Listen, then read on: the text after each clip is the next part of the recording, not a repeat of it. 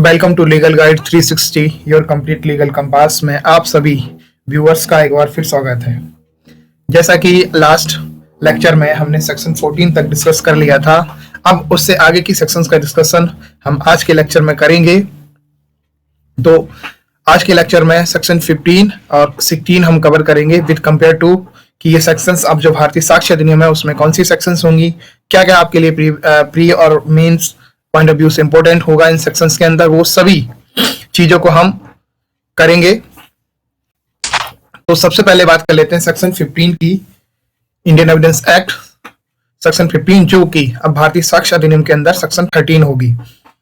बाकी इसकी अंदर कोई भी कंटेंट और चेंज नहीं हुआ, सेम जो सेक्शन 15 थी वो सेक्शन 13 हो जाएगी बस, और इसके अलावा कोई भी कंटेंट इसका चेंज नहीं हुआ है। तो सेक्शन 15 बात करता है फैक्ट वेयरिंग। बात अगर सेक्शन 15 की करें तो बात करता है fact wearing on question whether act was accidental और इंटेंशनल।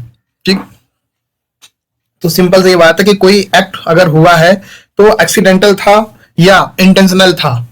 सेक्शन 15 इस चीज की बात करता है कि ये कैसे पता होगा कि ये जो फैक्ट है, जो एक्ट हुआ है एक्सीडेंट का या कुछ एक्ट हुआ है वो एक्सीडेंटल था या इंटेंशनल था। तो सबसे पहली बात तो इसमें क्या होगा, पहली बात जो होगी where there is a question whether an act was accidental और इंटेंशनल। तो सबसे पहले तो इसमें एक क्वेश्चन अराइज होगा, सबसे पहली बात तो इसमें क्वेश्चन अराइज होगा where there is a question whether कि एन एक्ट वाज एक्सीडेंटल और इंटेंशनल, कि जो ये एक्ट हुआ है। अब एक्ट को हम यहां समझ लेते हैं, एक्ट क्या होता है। एक्ट की बात करें तो एक्ट की डेफिनेशन अगर हम आईपीसी में देखते हैं तो एक्ट कहता है act include omission and act of series और सीरीज ऑफ ओमिशंस, सिर्फ यही बात करता है ना। तो इसमें कहा कि कब एक एक्ट एक्सीडेंटल माना जाएगा और इंटेंशनल माना जाएगा। जहां पे क्वेश्चन ये उठा हुआ है कि एक एक्ट हुआ है वो एक्सीडेंटल है या इंटेंशनल है ना, या और डन विथ पर्टिकुलर नॉलेज और इंटेंशन। जहां पे ये क्वेश्चन है कि एक्सीडेंटल है और इंटेंशनल है। दूसरा क्वेश्चन क्या है, और डन विथ पर्टिकुलर नॉलेज, क्या वो पर्टिकुलर नॉलेज के साथ किया गया है या इंटेंशन के साथ किया है। The fact that such act formed part of series of similar occurrence. ठीक है, तो जो फैक्ट होगा, जो फैक्ट ये है कि जो एक्ट जो हुआ है वो part of series of similar occurrence होने, मतलब समरूप घटनाओं से रिलेटेड होना चाहिए, उसी टाइम की, उसी पार्ट का एक वो सीरीज होनी चाहिए same. In each of which the person doing the act was concern is relevant, और ये एक्ट जो किया गया वो पर्टिकुलर उस पर्सन से भी रिलेटेड होने चाहिए। अगर ऐसी चीजें हैं तो वो फैक्ट रेलिवेंट हो जाएगा सेक्शन 15 के अंदर। ठीक, अब ये चीज समझी हमने। अब मैं आपको एग्जांपल से समझाता हूं, आपको इलस्ट्रेशन से समझाता हूं आपको। सपोज करो कि ये ए व्यक्ति है, अब इससे कोई एक्ट हो गया। ठीक, कोई एक्ट हो गया, अब ये एक्सीडेंटल है और इंटेंशनल है नॉलेज के साथ किया गया या इंटेंशन के साथ किया गया, ये कैसे पता चलेगा। तो क्वेश्चन तो यही है कि भाई साहब ये क्वेश्चन उठा है कि ये एक्सीडेंटल है और इंटेंशनल है, तो इसको कैसे पता चलेगा। तो इसके लिए इलस्ट्रेशन से मैं समझाता हूं। ए व्यक्ति है, इसने क्या किया, अपना फैक्ट ये है कि घर जल गया। ठीक है, फैक्ट ये है कि घर जल गया। अब ये जो घर जला है ये इंटेंशनल जला है या एक्सीडेंटली जला है, तो अब जो फैक्ट क्या होंगे रिलेटेड, क्या रेलिवेंट हो जाएगा, जो लिखा है form part of a series of similar occurrence in each of which the person doing the act was concern. अब इसमें ये देखने वाली बात होगी कि ये व्यक्ति का जो घर जला है, सेम ये व्यक्ति इससे पहले भी कई घरों में रहा है। ठीक है, ये सेम ए व्यक्ति, जैसे सपोज करो A B C D E F ऐसे करके कई घरों में रहा है, और इसने A B C D E F इन सभी घरों में आग भी लगी है। ठीक है, पहले कभी और बाद में कभी। ठीक, और दूसरी बात, इन सभी का इसने इंश्योरेंस भी करवा रखा था अलग अलग इंश्योरेंस कंपनियों से, और इन सभी से इसने क्लेम के पैसे भी लिए। तो ये सारे फैक्ट ये इंडिकेट करते हैं कि इंटेंशनल हुआ है, एक्सीडेंटल नहीं है। तो ये जो सारे फैक्ट हैं उसका अलग अलग घरों में आग लगना, अलग अलग घरों का अलग अलग इंश्योरेंस कंपनी से इंश्योर्ड करना, और उन सारे अलग अलग घरों में आग लगना, और फिर उन सारे घरों की जो आग लगी उनके क्लेम के पैसा लेना, ये सारे फैक्ट सेक्शन 15 के अंदर रेलिवेंट हो जाएंगे। ठीक, चलो दूसरा एग्जांपल ले लेते हैं।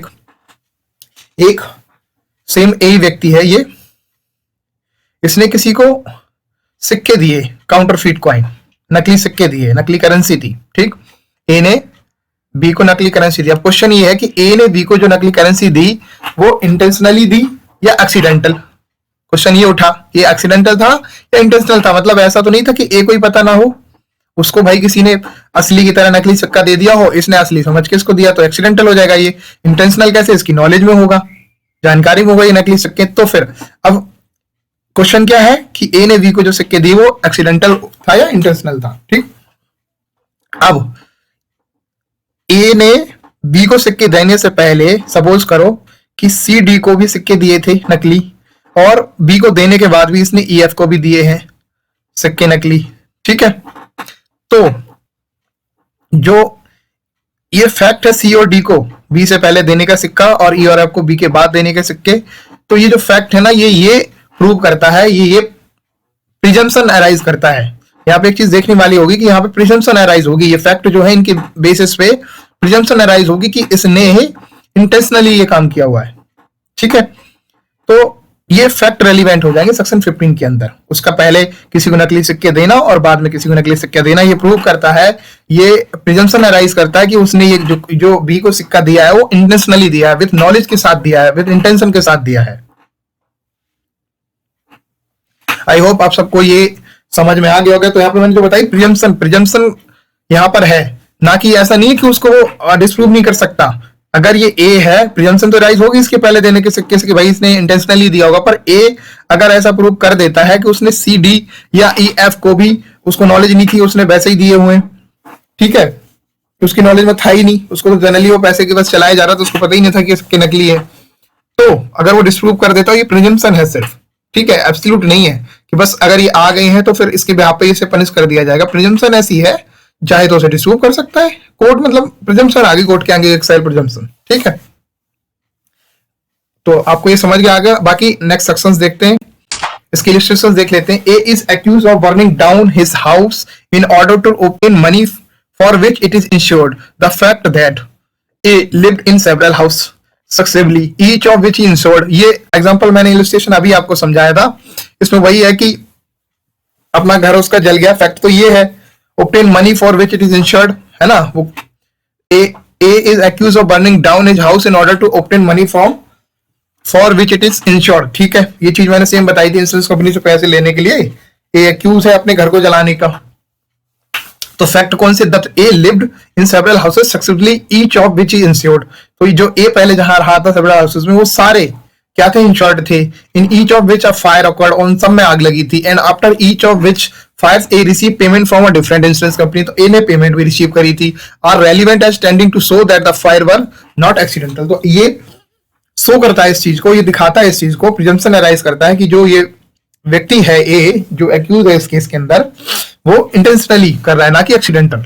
ठीक है, A is employ to receive money from the debtor of B. ठीक है, ए एम्प्लॉय है जो कि पैसे रिसीव करता है फ्रॉम द डेप्टर से, कर्जदार से, बी से।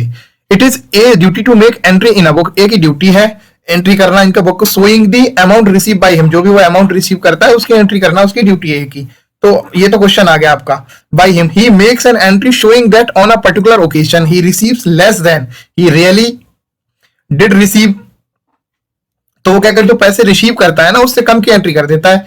The question is whether this false entry was accidental और इंटेंशनल। अब उसने पैसे तो ज्यादा लिए पर कम की एंट्री कर दी, तो ये बात है कि एक्सीडेंटल है इंटेंशनल है। The fact that other entries made by A in the same book are false. अगर उस बुक को चेक कर रहा है जिस रजिस्टर में एंट्री कर रहा है, तो उसमें वो अगर देखा जाए the fact that other entries made by A in the same book are false, अगर वो झूठी हैं और भी उसमें ऐसी चीजें उसने कर रखी हैं, किसी के कम पैसे लिख रखे हैं, and that the false entry is in each case in favour of A are relevant. उसमें ये देखा गया कि उसने पहले भी ए के फेवर में इसी तरह से किसी ने पैसे ज्यादा दिए, उसने कम लिख दिए, तो उसमें दिख रहा है कि ए को फेवर कर रहा है, तो वहां पर वो फैक्ट रेलिवेंट हो जाएगा कि इंटेंशनली, एक्सीडेंटल नहीं है, इंटेंशनली जानबूझ के वहां पे एंट्री की हुई है। A is accused of fraudulently delivery to B a counterfeit currency. The question is whether the delivery of the currency was accidental। ठीक है, A है वो accused है, कपटपूर्वक fraudulently होता है कपटपूर्वक, delivered to B a counterfeit currency, B को पैसे deliver करने के लिए, काउंटरफीट करेंसी डिलीवर करने का अक्यूज है ये। The question is whether the delivery of the currency was accidental. तो क्वेश्चन ये अराइज होगा कि क्या जो डिलीवरी इसने जो काउंटरफीट कॉइन की करी है बी को, वो एक्सीडेंटल है। The fact that soon before और सून आफ्टर, मतलब फैक्ट ये है कि सून बिफोर और सून आफ्टर द डिलीवरी, पैसे जो उसने उसको दिए थे उससे पहले और बाद में जो काउंटरफीट कॉइन डिलीवरी करी, C D and E are relevant is showing that the delivery to B was not accidental.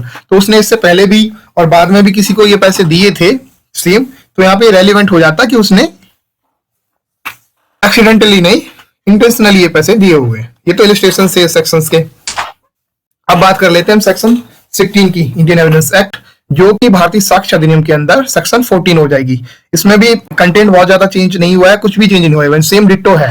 बस सेक्शन जो इंडियन एविडेंस में 16 थी वो 14 होगी भारतीय साक्ष्य अधिनियम की, बस सिर्फ इतना याद रखना है आपको। तो सेक्शन 16 की बात करें, existence of course of business when relevant. तो existence of course of business मतलब कोर्स ऑफ बिजनेस का जो अस्तित्व है वो कब रेलिवेंट हो जाएगा। तो सबसे पहले तो कोर्स ऑफ बिजनेस समझ लेते हैं। कोर्स ऑफ बिजनेस क्या होता है, what is course of business. तो कोर्स ऑफ बिजनेस एक नेचुरल प्रक्रिया होता है किसी कार्य को करने की, किसी एक्ट को करने की। जैसे सपोज मैं आपको एग्जांपल दूं कि एक लेटर भेजने की प्रक्रिया क्या होती है। आप बाय कोरियर भेजोगे, बाय पोस्ट भेजोगे, तो कोरियर वाले को भेजोगे तो उसको देके आओगे, पैकिंग होगी उसकी, उसको देके आओगे, रिसीव लेके आओगे वापस। ये एक नेचुरल प्रोसेस है, इसी प्रोसेस से वो गुजरेगा। सेम ऐसे पोस्ट में आप जाओगे, पर्टिकुलर बॉक्स के अंदर डाल के आओगे, बॉक्स से फिर वो पोस्टमैन वो चिट्ठियां निकालेगा, फिर वो डाक में एक जगह छटनी होंगी, फिर कहाँ की है उस जगह से उस जगह भेजी जाएंगी, वो सब जगह जिस जगह का एड्रेस पे वहां लास्ट डिलीवर कर दी जाएगी। तो ये एक नेचुरल प्रोसेस है। तो कोर्स ऑफ बिजनेस वही होता है कि एक नेचुरल प्रक्रिया, एक कोई भी एक एक्ट, एक प्रोसेस किस प्रक्रिया के जरिए हो रहा है, नेचुरल प्रोसेस जो फॉलो करे जाते हैं रेगुलर, वही है कोर्स ऑफ बिजनेस। तो कोर्स ऑफ बिजनेस कब रेलिवेंट हो जाएगा, वेयर देयर आर क्वेश्चन। तो जैसे सेम 15 के अंदर एक क्वेश्चन अराइज हो रहा था, सेम 16 के अंदर भी क्वेश्चन अराइज हो रहा है, where there is a question whether a particular act was done. तो यहाँ क्वेश्चन वहां अराइज हो रहा था कि ये जो एक्ट हुआ है ये एक्सीडेंटल है सेक्शन 15 के अंदर, की इंटेंशनल है। बट यहाँ क्वेश्चन ये अराइज हो रहा है कि पर्टिकुलर एक्ट वाज डन, मतलब कोई विशिष्ट एक्ट हुआ है या नहीं हुआ है, एक्ट हुआ है या नहीं हुआ है। ये कोर्स ऑफ बिजनेस कब रेलिवेंट हो जाएगा, इसमें इस वाली सेक्शन में बात करूं, when there is a question whether a particular act was done, क्या कोई पर्टिकुलर एक्ट हुआ है, कोई विशिष्ट एक्ट हुआ है। The existence of any course of business according to which it is naturally would have been done, it is relevant. तो existence of course of business कब मानी जाएगी, है ना, कि उसका अस्तित्व कोर्स ऑफ बिजनेस का, कोर्स ऑफ बिजनेस मैंने आपको बता दिया क्या होता है, कब माना जाएगा, according to which it naturally would have been done. तो नेचुरली अगर वो किया जा चुका है, नेचुरली प्रोसेस के अनुसार वो किया जा चुका है, तो इसका मतलब कोर्स ऑफ जो बिजनेस है वो रेलिवेंट मान लिया जाएगा। अब एग्जांपल समझाते हैं आपको, इलस्ट्रेशन जो अभी आगे आएंगे, यहां पे ऐसे समझा देता हूं मैं। सपोज करो कि ये ए व्यक्ति है, इसने पोस्ट ऑफिस में ये पोस्ट ऑफिस है, इसके बाहर एक ये लगा हुआ है बॉक्स। अब ये लेटर लिखता है और जिसको नाम से करना है उसमें टिकट वगैरह जो एक प्रोसेस लगा के प्रॉपर जो एक लेटर भेजने का प्रोसेस होता है और इस बॉक्स में डाल देता है, ठीक। अब ये लेटर जिसके नाम डाला था पोस्ट से, इसको तो नहीं पता उसके पास पहुंचा कि नहीं पहुंचा, पर वहां से रिसीव बैक यहाँ पोस्ट ऑफिस नहीं आता है। तो ये कोर्स ऑफ बिजनेस क्या हुआ इसमें, ये नेचुरल प्रोसेस है इसका पोस्ट इस तरह से भेजने का, तो वो रिसीव नहीं होता। ये फैक्ट रेलिवेंट हो जाएगा कि ए ने जो लेटर पोस्ट करना था, जिसको भेजना था, उसने भेज दिया है। तो कोर्स ऑफ बिजनेस यहां ये रेलिवेंट कहेगा, पर यहां भी प्रिजम्पशन होगी। ये प्रिजम्पशन है कि जो जिसके पास लेटर गया है बी के, वो चाहे तो इसको डिस्प्रूव कर दे आके। बहुत सारे कारण हो सकते हैं उसके पास। वो सपोज करो कि घर ही नहीं था, घर पे किसी और ने लेटर ले लिया, या पर्टिकुलर उसका एड्रेस ही कोई दूसरा था तो डिलीवर्ड नहीं हुआ, किसी और पर्टिकुलर बंदे ने रख लिया अपने पास जो वहां पे था, उसको देके आ गए। बहुत सारे हो जाते हैं टेक्निकल ग्राउंड पे। तो ये यहाँ पे भी क्या हो रही है, प्रिजम्पशन अराइज हो रही है ना, एब्सोल्यूट नहीं कि एक बार जो हो गया भाई वो हो गया डिलीवर्ड तो हो गया बस मान ही लिया जाएगा। प्रिजम्पशन है ऐसी कि हाँ भाई कोर्स ऑफ बिजनेस कब रेलिवेंट हो जाएगा, तो कोर्स ऑफ बिजनेस ऐसे रेलिवेंट हो। सेम एग्जांपल ले लो, मान के चलो बैंक में प्रोसीजर पैसे जमा करने का क्या होता है, एक गए आपने एक फॉर्म भरा, उसमें पर्टिकुलर अमाउंट भरा और जो प्रोसेस फॉलो करने हैं वो प्रोसेस फॉलो करे, यहाँ से चेक करा, यहाँ से जमा कर दिया, आपने रिसिप्ट ले ली उसके पास। ये नेचुरल प्रोसेस है, this is the course of business. आपने इसको फॉलो कर दी तो पैसे जमा हो गए, तो वो फैक्ट भी रेलिवेंट हो जाएगा, ठीक है। आई होप आप समझ गए होंगे। इसके इलस्ट्रेशन देख लेते हैं हम। अब ये इलस्ट्रेशन एक पहला है, the question is whether a particular letter was dispatch. क्वेश्चन ये है कि एक पर्टिकुलर लेटर, जो कोई विशेष लेटर लिखा जा रहा था, वो डिस्पैच हुआ कि नहीं। The fact that it was the ordinary course of business for all letters put in a certain place. है ना। कोर्स ऑफ बिजनेस में क्या होता है, all letter put in certain place में रख दिए जाते हैं, to be carried to the post, है ना, and the particular letter was put in that place are relevant. तो उन्होंने जो प्रोसेस फॉलो करना था उसमें जो पोस्ट ऑफिस के उसमें बॉक्स में डाल दिया, इट मींस मतलब हो गया वो। The question is whether a particular letter reached, the question is whether a particular letter reached. अब ये क्वेश्चन आप ये होगी जो पर्टिकुलर लेटर है क्या वो पहुंच गया, तो the fact that it was posted in due course and was not return through the return letter office are relevant. अब फैक्ट ये निकल के आया कि पोस्ट ऑफिस के थ्रू उसको भेज दिया गया है ना due course, and was not return through the return letter, वो रिटर्न लेटर के थ्रू पोस्ट ऑफिस में रिटर्न भी नहीं आया है। तो इसका मतलब ये है कि वो भाई साहब पोस्ट हो चुका है, जिसको जहां उसको पहुंचना था वहां पहुंच चुका था। कोर्स ऑफ जो बिजनेस है वो रेलिवेंट हो जाएगा यहाँ पे। ये इलस्ट्रेशन है, इलस्ट्रेशंस आपको उनके पढ़ने हैं, क्वेश्चंस यहीं से बनते हैं। मैंने सेक्शन 14 के अंदर भी बताया था कि सेक्शन 14 के अंदर वैसे क्वेश्चंस नहीं बनता है डेफिनेशन से, पर प्री का क्वेश्चन सेक्शन 14 में इलस्ट्रेशन से ही बनता है। सेम 15 और 16 में क्वेश्चंस जो है इलस्ट्रेशन से ही बन रहे हैं। 15 में बात करी गई है कि एक्ट एक्सीडेंटल है या इंटेंशनल है, विथ नॉलेज के साथ है, इंटेंशन के साथ है, वो क्वेश्चन अराइज होगा। सेम 16 के साथ सिमिलरली क्या यहाँ पे तो एक्ट हुआ है कि नहीं हुआ है, ये क्वेश्चन अराइज हो रहा है कि एक्ट हुआ है या नहीं हुआ है। तो कोर्स ऑफ बिजनेस कब रेलिवेंट हो जाएगा, सेक्शन 16 इसकी बात करता है। मैंने आपको एग्जांपल के साथ समझा दिया इसको। अब हम कुछ क्वेश्चंस प्रीवियस ईयर के जो क्वेश्चंस जो आए हैं डिफरेंट पीसीएस, उसमें पीसीएस जे के थ्रू आए हैं, एपीओ में आए हुए हैं, अलग अलग एमपी पीसीएस में आए हैं, वो क्वेश्चन जो प्रीवियस ईयर के आए हुए हैं लास्ट ईयर्स, उन क्वेश्चंस को डिस्कस करते हैं। तो ये है A is accuse of defaming B, ठीक है, ये जो है एक्यूज है डिफेम किसके गए, बी का, by publishing an imputation intended to harm the reputation of B, B की रेपुटेशन हार्म करने के लिए, इंटेंशनली बी की रेपुटेशन हार्म करने के लिए इसने पब्लिकेशन करी है इन्हें। The fact of previous publication by A respecting B showing ill will, उसकी बुराई दिखाता on the part of A toward B is relevant, ठीक है। अब ऐसा है कि ए और बी के बीच पुरानी वो थी, कोई बुराई चल रही थी, दुश्मनी चल रही थी, on the part of A toward B is relevant because it's prove the preparation of harming A's reputation. बताओ सही है ये, as it is necessary to explain fact in issue, as proving intention to harm B's reputation, as it is the effect of relevant fact. बताओ कौन सा होगा, सोचो आप। मैं ये बता दिया, ये इलस्ट्रेशन है सेक्शन 14 की। इसका आंसर होगा क्या, इसका आंसर होगा दिस इज सी। क्या कर रहा है ये, as proving intention to harm B's reputation, इसके जरिए क्या हो रहा है, यही तो हो रहा है। नेक्स्ट क्वेश्चन देखते हैं, his death is cause due to negligent driving of B, है ना, बी की नेग्लिजेंट ड्राइविंग करने से ए की डेथ कॉज हो गई।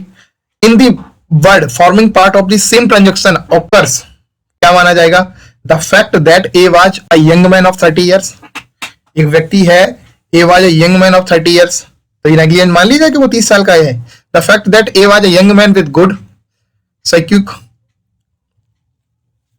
The fact that A was a young man with good physics, ये मान लिया जाएगा। The fact that A had qualified in PCS, कि वो पीसीएस है तो उसने नेग्लिजेंस करी, ये मान सकते हैं। The fact that B was in the habit of driving negligently, अब बताओ चार में से कौन सा ऑप्शन हो सकता है। क्या ऐसा माना जा सकता है कि वो हैबिचुअल था नेग्लिजेंट करने का, ड्राइविंग नेग्लिजेंस करने का, इससे पहले भी उसने करा हुआ है। बिल्कुल सही बात है, सेक्शन डी इसका आंसर होगा, ठीक है, सेक्शन डी इसका आंसर होगा। हैबिचुअल है वो, नेग्लिजेंट करने की पॉसिबिलिटी है, तो एडमिसिबल होगा 14 के अंदर, ठीक है। The question is whether a particular letter reached, question ये है कि ये पर्टिकुलर लेटर, कोई एक विशेष लेटर है वो पहुंच गया। The fact that it was posted in due course, वो ड्यू कोर्स पोस्ट कर दिया गया, वही जो बिजनेस ऑफ कोर्स है उस प्रोसीजर को फॉलो करके पोस्ट कर दिया, and was not return through the dead letter office, और वो रिटर्न भी नहीं आया डेट लेटर के थ्रू, है ना। तो आर नॉट रेलिवेंट, क्या ये रेलिवेंट नहीं होगा, आर इररेलिवेंट होगा, or relevant, none of these, क्या होगा बताओ। The question is whether a particular letter reached, question तो ये उठा, सेक्शन 16 से रिलेटेड है ये, मैंने आपको बता दिया। The fact that it was posted in due course and was not return to the dead letter, इसका आंसर होगा, सोच लिया होगा आपने, जिसका भी सी हो वो सभी सही है, इस आंसर इज सी। तो आज की क्लास हम यहीं समाप्त करेंगे, नेक्स्ट क्लास में हम इसके आगे की सेक्शंस डिस्कस करेंगे। आप सब लोग मेरे साथ इसी तरह बने रहें। Join our Telegram channel to get free study material. अगर आपको इसकी पीडीएफ चाहिए तो आप ये लीगल गाइड 360 जो टेलीग्राम चैनल है इसको ज्वाइन करके इस क्यूआर कोड को स्कैन करके आप इजिली यहाँ से डाउनलोड करके पढ़ सकते हैं और अपने पीसीएसजे की तैयारी कर सकते हैं किसी भी स्टेट की। मैं ऑल स्टेट को एग्जाम को लेके ये पीपीटीज तैयार कर रहा हूँ आपके लिए। आई होप मेरी मेहनत आपके काम आ रही होगी। Thank you so much. बने रहिए आप इसी तरह से और मैं इसी तरह से और भी सारे सब्जेक्ट के वीडियो आपके लिए बनाता रहूंगा। Thank you so much.